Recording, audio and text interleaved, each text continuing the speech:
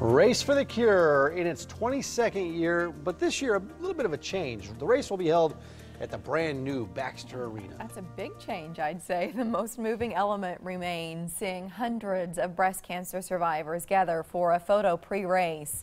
One of our next guests will be part of that group. Cindy Hume is a 10-year survivor and a familiar face joining us again, Daneu from Komen, Nebraska. Good to see you. Good morning. Nice to meet you, Cindy, thanks for joining us this morning. Thanks for bringing in the shirts. Yeah, also as well. Love the design this year. Really cool design, and we'll show them in a little bit. Cindy, would you take us through your journey? We've heard many stories from survivors over the last few weeks. When were you first diagnosed? I was diagnosed in 2005, and so that was a very critical part for me. It changed my life forever, and it was the beginning of a new journey. And so what happened is I began to take a look at how I was living life, and then I realized I wasn't living life to its fullest. In what ways?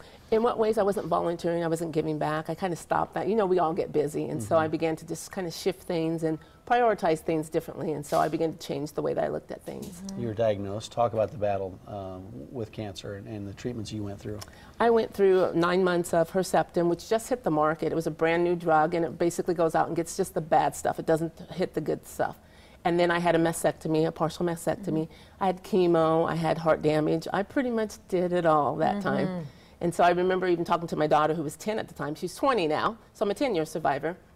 And I remember trying to tell her how I was going to lose my hair. And that's a difficult conversation to have with your children, especially the girl. And so at that time, Beyonce was really big and hitting the market. And I said, what kind of wig should mommy get, like Beyonce? And she was like, Mom, really? So. Trying to make light of what was a very difficult time for you and for your family.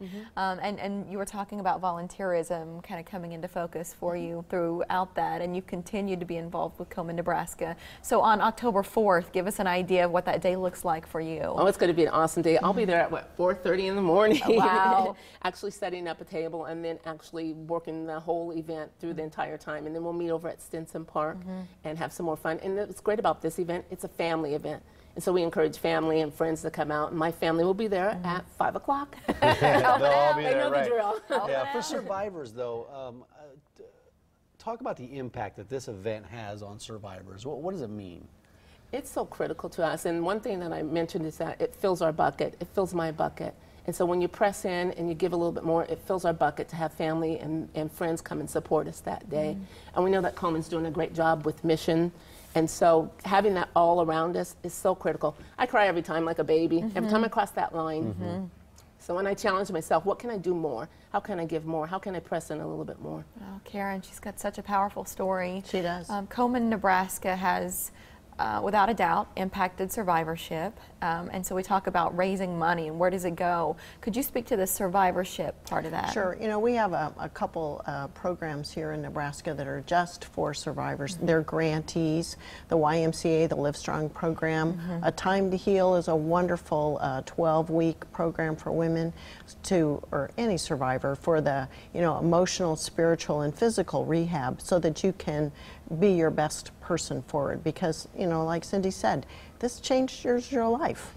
And so that program is across the state, and we're very proud to be able to fund that program for survivors. And there are people that didn't survive the journey that are no longer with us, but what has Komen done to improve survivorship? Have you been able to pin down the impact of what you've done through this? Yeah, we can quantify. I mean, in 1974, 74% was the 5-year survival rate.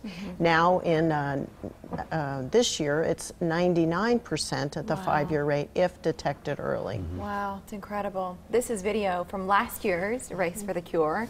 As you're seeing the scene there, it will look quite a bit different this year, Karen. Mike said it in Baxter Arena. Baxter Arena. Of course, a brand new venue, and to have an event there, we're all very excited about it. Give us an idea about how the flow will work and then the routes. Sure. So we'll lots of parking, lots of free parking, both north and south of Baxter Arena. We went and checked out those parking spots yesterday. And then, people will come into the arena, see all the booths that they've seen normally. Our survivors will get to sit in a seat this year and have their survivor picture taken. And then we will have the survivor parade again, led by bagpipers and cheered on by cheerleaders and family and the community as they cross into Exarban Village into Stinson Park. And there we'll start the race. race promptly at 8:30. Yeah, runners and walkers can sign up Like this that, weekend, Karen though. says. Absolutely. We have an opportunity to sign up in person at Westroads Mall and also at Village Point. Let's show you that information because listen, you can register online. You can do that at any point, day, night, 24 hours a day between now and the 4th at KomenNebraska.org. But if you would rather register in person, you've got 2 places to do it on Saturday at Westroads Mall from noon until 4 o'clock. Or if you live out west or you've got plans to be closer to Village Point, you can go there from 9 to 11, also on Saturday. And here's a look at the shirts. Is this year's shirt? That's this year's shirt. Yep, for regular participants, get the white one, and then, of course, our survivors have a very distinctive pink shirt. Yeah, we like that, seeing all those survivors in pink. That's one of the best parts of the day. And Cindy, you're not alone in crying. I think a lot of us feel that way, but it's good. It's a good feeling to be there to celebrate survivors and to reflect on those who were lost over the last year, over your entire life, because listen, cancer in some way affects us all, breast cancer, a number of us. So that's why we race here at KMTV, October 4th. We'll see you there at the new Baxter Arena. Cindy, thanks a Thank lot you. for coming. Thank you for having me. Good to see you.